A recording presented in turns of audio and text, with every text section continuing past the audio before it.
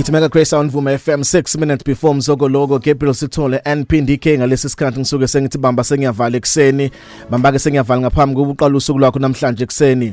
Cela ukukhuluma nawe ngithi namhlanje ekseni sometimes God uses isolation for promotion.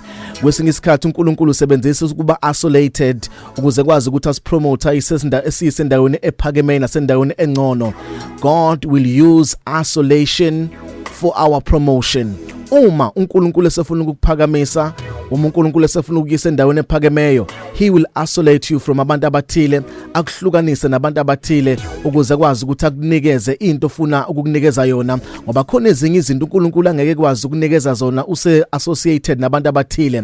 Now he will isolate you, akwenza uhlukane nabantu abathile ukuze ezokwazi ukuthi akusebenze ngendlela akafuna ukukusebenzisa ngayo. Ufuna ukuthi ke namhlanje ekseni if you find yourself in isolation, ungaze ublame uNkulunkulu, ungaze uyisole wena. uNkulunkulu akaku-isolate ngamabomu ngoba nakhe efuna ukuphakamisa, ngoba efuna ukukusebenzisa. Khona ezinye izinto uNkulunkulu angeke azayikhulume kuuse nabantu abathile, kodwa kudingeka ukuthi akwahlukanise uNkulunkulu nabo ukuze ezokwazi ukuthi ebhekane nawe wedwa bese eyikhuluma lezo zinto, bese kwazi ukuthi akusebenzise, akubeke endaweni akafuna ukuthi akubeke kuyona. Ngesinye isikhathi God will isolate you for his promotion. Engani uJesu ngaphambi kokuba enze imangaliso ezinamandla, waqale wahamba wayohlana wayozila ukudla, wahlala ehlane izinsuku eziningana impela esehlane. God was isolating him for a promotion. Uthe sebuya uJesu ehlane wenza imangaliso, wavula abantu amahlo empumputhe, washintsha amanzi abamnandi abayiwayini emshadweni wasekhana. Ngoba every time when God is about to promote you, he will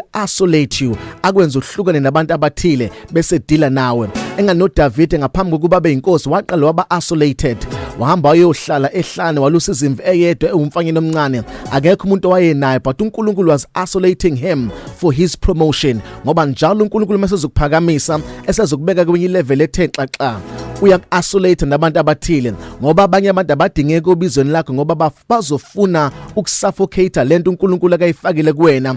Futhi akusibona bonke abantu kumele uchithe isikhathi sabo nabo, ngoba abanye babo baseduze kwakho ukuzovala into kaNkulunkulu kuwe, abanye bazovala isibusiso sikaNkulunkulu kuwe. Ingakho kubalekile kwesinye isikhathi ukuthi uyi-isolate nabantu abathile, ngoba abanye baza empilweni yakho ukuzosusa nokuzocima into kaNkulunkulu kuwena. Sometimes when God isolates you, ubokwazi ukuthi there is a promotion that God is preparing you for impilo yakho. Isolation will prepare us for our promotion. Njalo uNkulunkulu mesezokuphakamisa, ukuhlukanisa nabantu abathile ukuze uNkulunkulu eqale into enamandla empilweni yakho. Musukhala if people are leaving you, musukhala if you feel like you are isolated. It is God working in wonders and working in his mighty ways ukuze akuphakamisa, akubeke la akufuna khona. Ukhona abantu azama ukukuvikela kubona, khona abantu azama ukuthi ungahlangani nabo, ngoba uma ngeke wahlangana nabo khona into ezocima kuwe, khona into ezophela kuwe, bese uNkulunkulu uyaku-isolate.